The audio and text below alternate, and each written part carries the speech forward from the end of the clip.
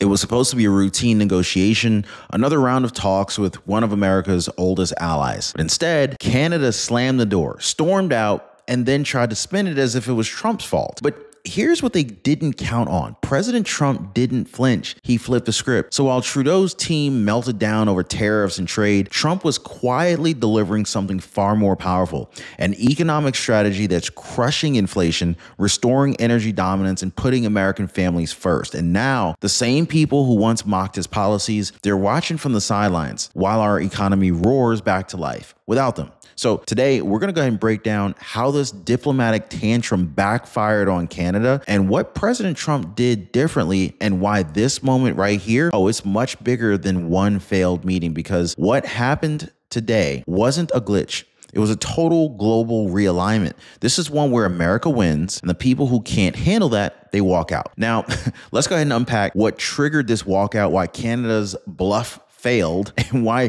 President Trump's economy and economic blueprint is now reshaping the entire playing field. Now, if you guys appreciate the daily news updates, take a second, hit the like button and subscribe. That's all I ask of you guys. Let's talk about what actually happened, because the media is not going to do it. All right. Canada didn't pause negotiations. I don't care what they say. They walked out, slammed the door on one of the most consequential trade dialogues in years. But why? Why would they do that? Well, it's because they didn't like the fact that President Trump wasn't playing their old game anymore. Here's the truth, guys. Canada slapped retaliatory tariffs on U.S. goods. They made their move first. And then when Trump matched them with a 35% tariff on non-compliant imports, all of a sudden Canada played the victim. Oh, Mr. Trump, you're so mean. Guys, their trade minister, Dominic LeBlanc, he went on TV and he said, "We're disappointed in the way Donald Trump and his regime is behaving." That's rich, considering it was Canada that brought a knife to the negotiating table and then got mad when America brought a shield. Now they're out. They're out here spinning this thing like Trump was the unreasonable one. It's just unbelievable. So let me ask you this. If you start a fight, then get upset when your opponent fights back, who's actually in the wrong here? You see what I'm saying here? Canada refused to lift their tariffs. That's where they went wrong to begin with, right? Then they refused to accept U.S. economic strength on equal terms. So they took their ball and left the basketball court. I mean, that's basically what happened. Trump didn't lose leverage. He gained it, because when Canada walked out, it exposed what this was all about from the very beginning. It was all about ego and emotion. There was no strategy. And so while they stomped off in protest and, threw their little 5-year-old temper tantrum, something else was happening here at home, something they definitely didn't want you to notice. So while Trudeau's diplomats were fuming in front of cameras, President Trump's administration was executing one of the most aggressive deregulation campaigns in modern history, and it's working. Energy Secretary Chris Wright and EPA Chief Lee Zeldin pulled the plug on the Obama-Biden endangerment finding, a bureaucratic monster that let unelected officials kill entire industries in the name of climate policy. And what happened next? Energy prices dropped. Supply chains loosened. U.S. manufacturers and truckers started breathing again. Meanwhile, Canada, they're still lecturing us about climate cooperation while they quietly rely on U.S. oil and gas to power their economy. Think about that. They rage about Trump's deregulation, but they built their entire recovery on the back of U.S. energy exports. And when they don't get the trade concessions that they want, they throw a fit and walk away. This is not a partnership, guys. This is entitlement. So here's a real question. Should President Trump keep appeasing allies who can't handle fair competition? Or should he keep doubling down on the strategy that's clearly working? Because while Canada complains, the data doesn't lie. Inflation is falling. Investment is rising. American energy is back. And let's talk about the political earthquake that made this all worse. Yes, Canada's recognition of a Palestinian state right in the middle of trade negotiations, and how it lit a match under the entire relationship. And they end up blaming Trump for the fire. Now, trust me, guys, this gets even more outrageous, believe it or not. Now, Buck said it best. When you only have Social Security, saving $166 a month feels like a sweet raise. Ed, another viewer of our channel, he shared he's saving $684 a year. Thanks to Chapter's guidance. Guys, this is exactly why I partnered with Chapter, because too many people, they're finding out that they're missing out on benefits that they already earned. Do not let those scammer companies steal from you anymore, okay? You don't need to cut corners or lose coverage. You just need somebody who's willing to fight for your best option. So give our friends at Chapter a call right now. Don't waste another second. Phone number's down below on your screen, 909-563-8279, or visit them on the web at askchapter.org/Ron and tell them Ron says hi and simply ask them if you've been scammed. Like, it literally takes 2 seconds. This could be the phone call that finally puts money back into your wallet or your bank account every single month. And all I ask is that you let me know how well Chapter was able to help you afterwards. So just when things were on the verge of progress, Canada made a political move that sent shockwaves through the entire negotiating room. And it had nothing to do with trade. So out of nowhere, Canada officially announced it would recognize a Palestinian state. Now, look, we can debate foreign policy all day long, but here's the problem. They dropped the bombshell during trade talks with the United States, knowing full well it would derail everything. And this is exactly what it did. Trump and his team were stunned, not just because it blindsided the United States, but because it signaled Canada was no longer acting in good faith. I mean, you want to trade like allies? Great. You don't make radical geopolitical moves mid-negotiation and then turn around and cry foul when the mood changes, right? What did Canada do next? Well, they sent out their media surrogates and lobbyists to accuse Trump of being the one who torpedoed the deal. Complete bull. They lit the match. Then they blamed him for the smoke. So let's be clear, guys. This wasn't diplomacy. This was a virtue signal at the expense of the economic stability. And my Canadian brothers and sisters, they're seeing this. They're mad. I've seen the comments even from you guys. And it's sad that the Canadian leaders are making Canadians just so angry because they're just not playing fair. And it's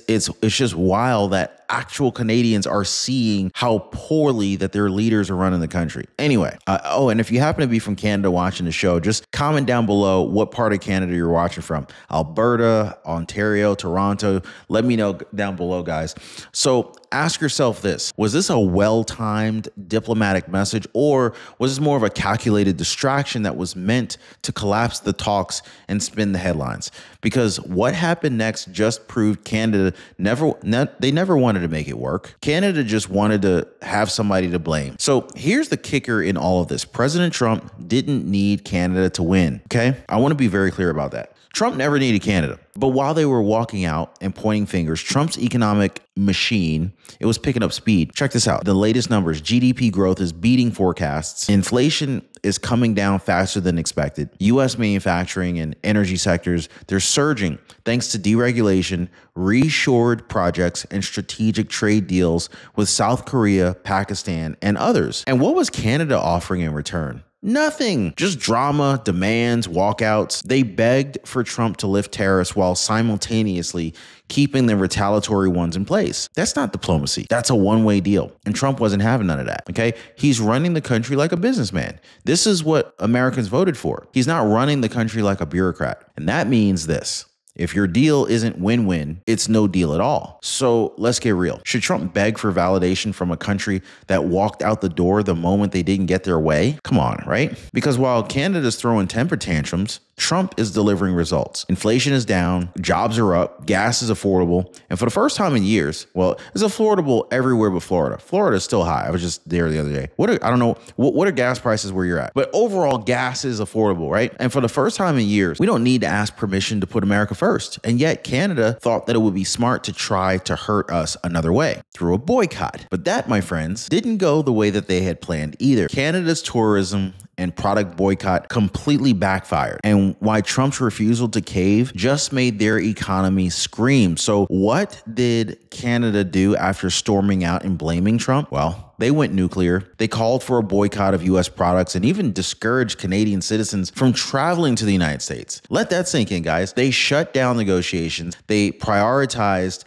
politicized diplomacy, and now they're telling their citizens to stay away from American soil. Wow. But here's where the tantrum backfires. What they didn't count on was just how dependent their economy actually is on the U.S. Tourism, From Canada to the US, it's down, but tourism to Canada down even harder. Their own businesses are now screaming. Restaurants, retailers, airlines, all taking a hit. And it's not just travel. Canadian exports are slowing. US consumers are fed up with the virtue signaling and the double standards. They're choosing to buy American, especially in red states where the message is clear. We support our president. We support our economy. Meanwhile, Trump, he's unbothered. He's focused and he's delivering economic wins without caving to guilt tactics or diplomatic guilt trips. So here's the real judgment call, folks. Was Trump being ruthless, or was he just simply refusing to get bullied by an entitled neighbor trying to play victim while reaping the benefits of US trade and energy? Does anybody sense a narcissistic leader over there? I mean, y'all let me know what you're seeing there, because when you look at the numbers, it's clear. Trump didn't lose a partner. Canada lost the upper hand. And while their economy slides, President Trump made a move that they really did not expect. He slammed the brakes on one of their favorite talking points, and he exposed the green hypocrisy that was all behind it. So I want to talk about that real quick. So for years, Trudeau's government and their media allies, they screamed about the government. They screamed about the environment. They mocked Trump. They called him anti-science. They said he was destroying the planet. But guess who's been quietly ignoring dead whales, disturbed marine life, and surging energy costs that is tied directly to offshore wind farms? That's right, guys. Canada. So when Trump halted offshore wind leases, citing the environmental and economic damage, guess who suddenly pretended to care? Canada's green lobby. But here's the truth. Trump did what they claimed to support. He prioritized marine ecosystems. He responded to dead whales washing ashore. And he listened to U.S. fishermen and local communities being steamrolled by wind developers funded by these foreign interests. And for what? He was attacked again. But this time, Americans are watching much more closely. Let's look at the pattern. Okay. Now, first, what if I told you the media distracts you with celebrity nonsense and Jack Smith's latest witch hunt? There's a real revolution that's quietly happening. It's happening quietly in the heartland of America, one that could change the lives of over 20 million families. And it could ultimately flip the script on a broken healthcare system that's left kids and adults alike feeling helpless. Well, what if I told you that this breakthrough isn't coming from big pharma's usual suspects or even the corrupt coastal elites, but from a Kansas City biotech company fighting to do what President Donald J. Trump always promised: put America first and return power to the people. Today, we're digging into a story that the media will not touch. This is about a company named Singulate,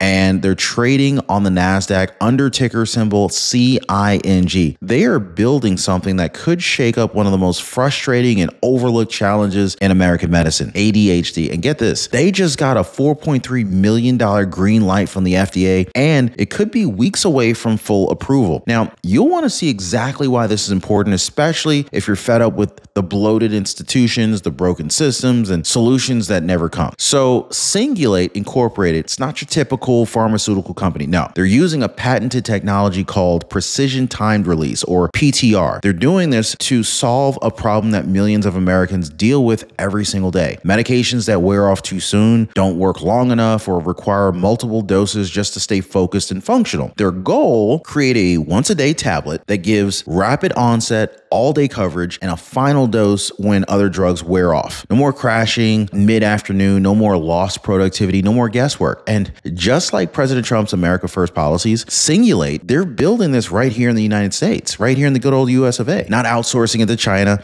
not bending to big pharma's games, but they're engineering a solution for working families, for students, for veterans, and even for everyday Americans. Now, the company's lead product is CTX 1301, also known as CTX 1301. This isn't a brand new compound. In fact, it's a next generation delivery of a proven medication. This is the dexmethylphenidate, and it's used to treat ADHD. Now, what sets this particular product apart is how precisely the medication is released. So instead of the typical 2 or maybe 3 hours of alertness and focus, CTX 1301 delivers 3 targeted releases throughout the day: morning, midday, and late afternoon. And so in a world where Donald J. Trump taught us to expect maximum performance, efficiency, and results, this drug is doing just that for a market that's been stuck in neutral for decades. It's built for children who can't get through school, for parents who've been let down by the system, and for adults balancing work, kids, and the chaos who can't afford to crash at 2 p.m. So last month, Singulate received a $4.3 million fee waiver from the FDA, a very powerful signal that this company meets the small business and innovation standards to qualify for fast tracking. And just days ago, they released jaw-dropping phase 3 data in children aged 6 through 17. Across all tested doses, CTX 1301 beat the placebo with statistical significance in only 5 weeks. The highest dose had an effective size of 1.185. That is a massive result in this space. Even more impressive, they hit these numbers with less than 1/3 of the planned patients, which means that the drug is working stronger than expected. The safety profile, steady and consistent across 8 clinical trials. Plus, the drug works with or without food. This is a big deal for parents managing some chaotic mornings, if you know what I mean. So with over 20 million ADHD diagnoses in America, 12 million adults, and 8 million children, it's clear to see that the market for a drug like CTX 1301 is massive. And here's the kicker. The adult ADHD market is growing faster than the pediatric side. This means even more demand for long-lasting, easy-to-use treatments. Singulate plans to launch 8 dosage strengths, 6 of which will be pediatric-friendly, giving providers and families options, not some one-size-fits-none prescriptions. So this isn't just about medicine. This is about restoring focus, restoring productivity, and giving American families real tools. This is something that we know President Trump's administration always fought for. And now with NDA submission imminent, Singulate is closer than ever to bringing this to market. So whether you're an investor looking for what's next in US biotech, a parent looking for a better answer, or just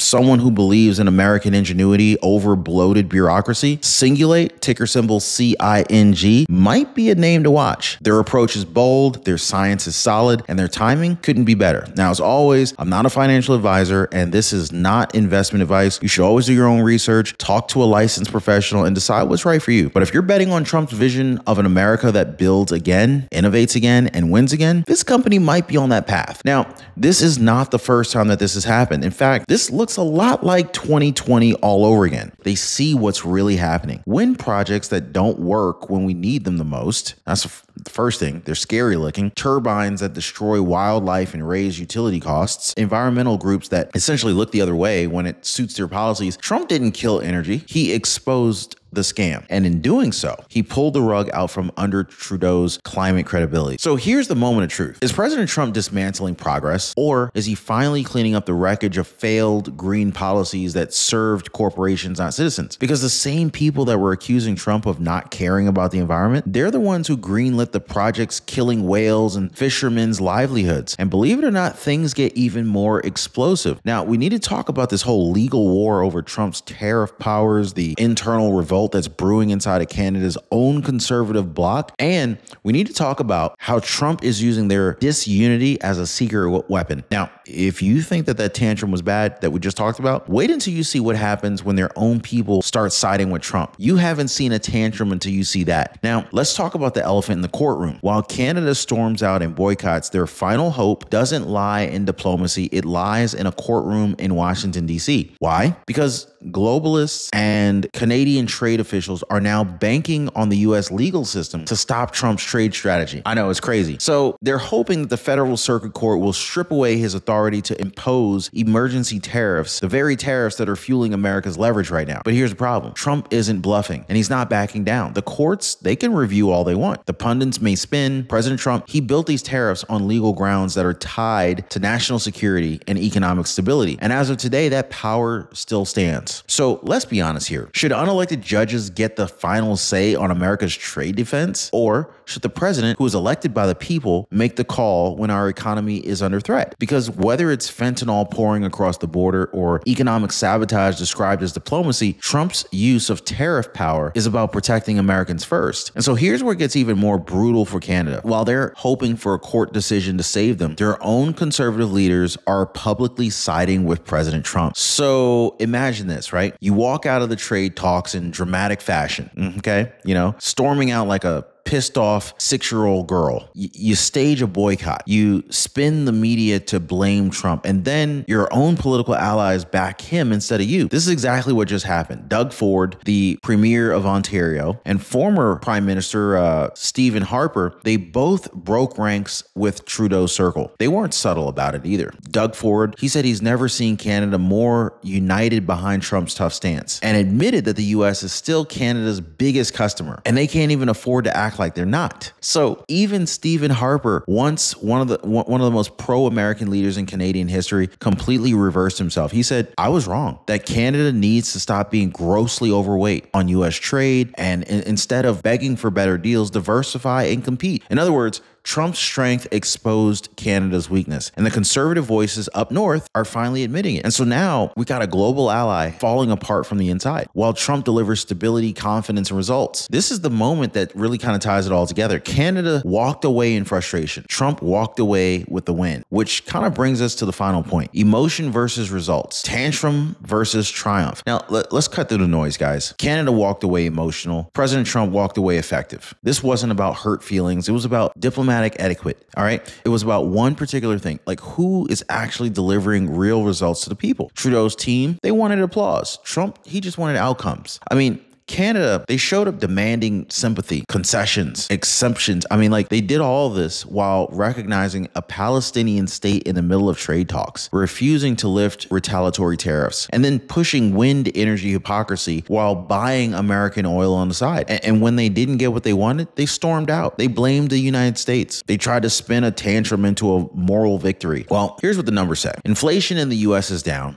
GDP is up, foreign investment is pouring in, American jobs and energy production are rising, and President Trump is doing it without bleeding or bending to the very nations that are throwing these temper tantrums and fits. So let's ask it plainly. Should the United States sacrifice economic momentum just to protect a fragile ally's pride? Should Trump compromise success to preserve a leadership or a friendship that clearly wasn't even built to last under pressure? Because at the end of the day, leadership means being willing to let go of what's failing, even if it used to be familiar. If that means letting Canada walk, so be it. Because what happened this week, it was a turning point. Trump didn't get flustered. He didn't beg for approval. He flipped the script. He showed the world that America is no longer negotiating from its knees. That's the difference between performative diplomacy and presidential leadership. Now, if you believe Trump made the right call today by standing firm, if you're tired of emotional allies who walk away the moment America defends itself, then now is a time to make your voice heard. Let me know what you think in the comments down below. Was Canada justified, or did they just throw a temper tantrum? And if you're ready for more truth that the media will not touch, don't forget to like the video, share it, and subscribe, because YouTube thinks you're really going to enjoy this next video that just popped up on your screen, and they're probably right about it. So click that video right now, keep the momentum rolling. America first, always, and that's how we win.